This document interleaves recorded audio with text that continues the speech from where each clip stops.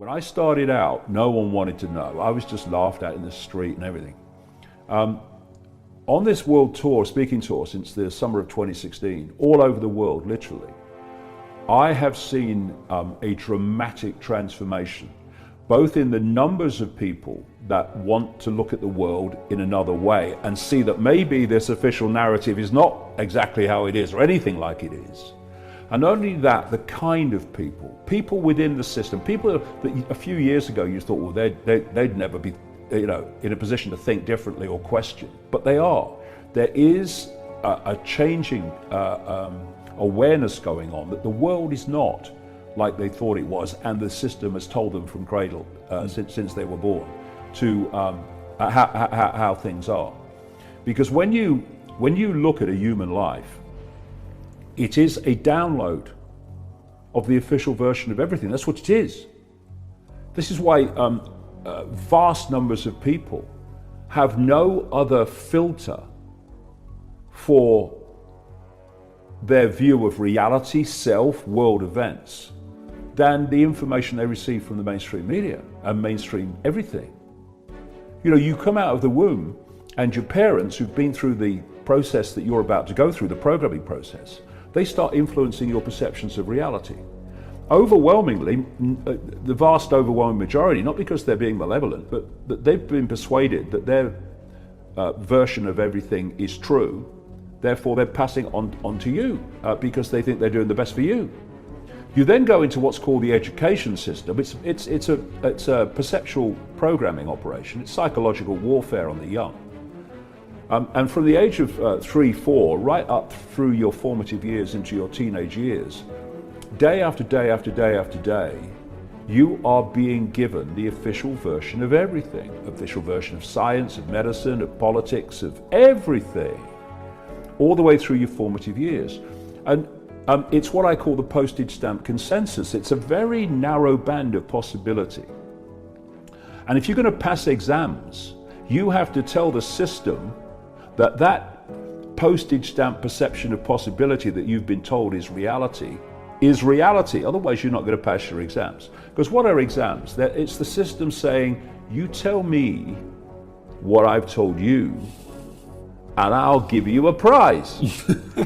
You tell me what I've not told you, because you've got a mind of your own and you're questioning it, and I'll ring your mum and dad and say you're a disruptive influence in the classroom.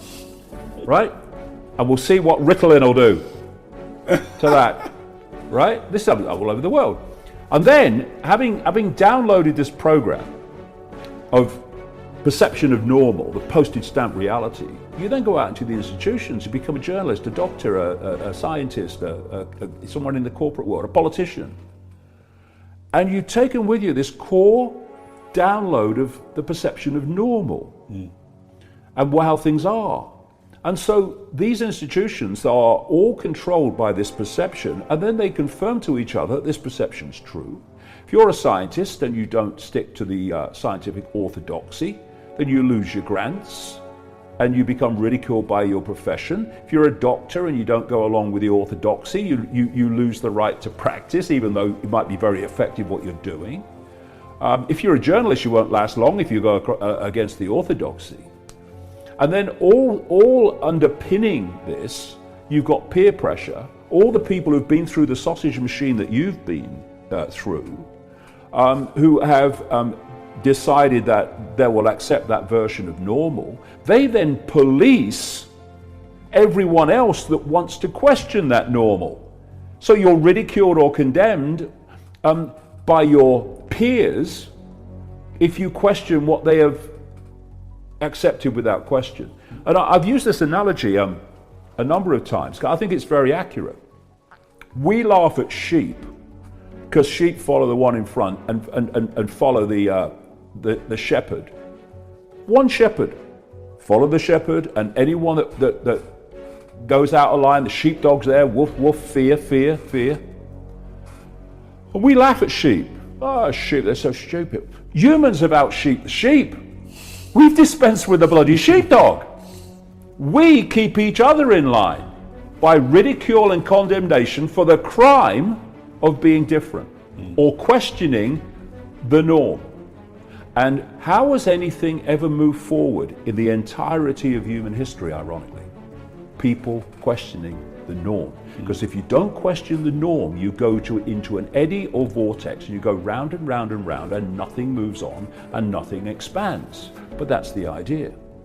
You cannot control a population of critical thinking, free thinking people, questioning people, in the way that you can control a population that just accepts like a sponge the official version of everything. And thanks to the alternative media, although I don't think most of the alternative media goes even nearly far enough. Most of it's not actually alternative, but mainstream light. But even so, thanks to that, and this availability in the last few years of alternative narratives to world events, etc., people have started now to question more than ever before. When the government comes out and says, this is what happened, it's the Russians, more and more people, like never before, are going, well, hold on a minute. Is it? Where's the evidence? And I tell you, when you ask that question, where's the evidence? There's usually silence coming back. And you know, there was with this incident in Salisbury, with the nerve agent and the Russian double agent working for British intelligence, or used to anyway. There was a wonderful line from Theresa May, the British Prime Minister, that encapsulated exactly what I'm talking about, and how this perceptual download, this perceptual programming is supposed to work. She said, with no evidence whatsoever, there is no alternative to the conclusion that the Russians were involved. Now, of course, there are endless other alternative possibilities, but that's what this whole programming is about, to get people to believe there is no alternative to the conclusion that what we're telling you is true. Anyone else tells you that it's not true, conspiracy theories. And what people like me are saying is, we're not having it. We're not going to accept the official. If the official story stands up to scrutiny, fair enough. If it doesn't, and it usually doesn't, then that's not fair enough. But what the silencing of freedom of speech is all about is to stop people having access to that alternative narrative to the official one. And people like me won't have it, not quietly anyway, now, because we have to respond to what is happening.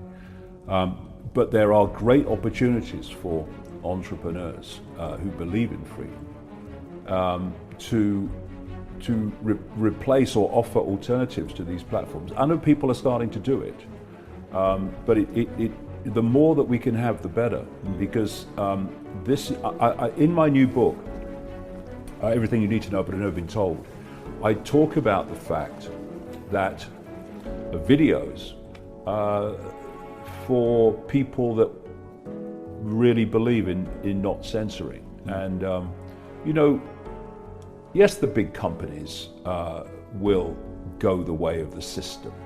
I mean, I actually love it when out of nowhere major corporations got together and said to Google, you're talking about YouTube, you're putting our adverts against hateful videos, and you must stop it. And they all got together and said, oh, you know, all these ethical companies, you know, that have the best interests of humanity at heart, while they're screwing them day by day by day, right?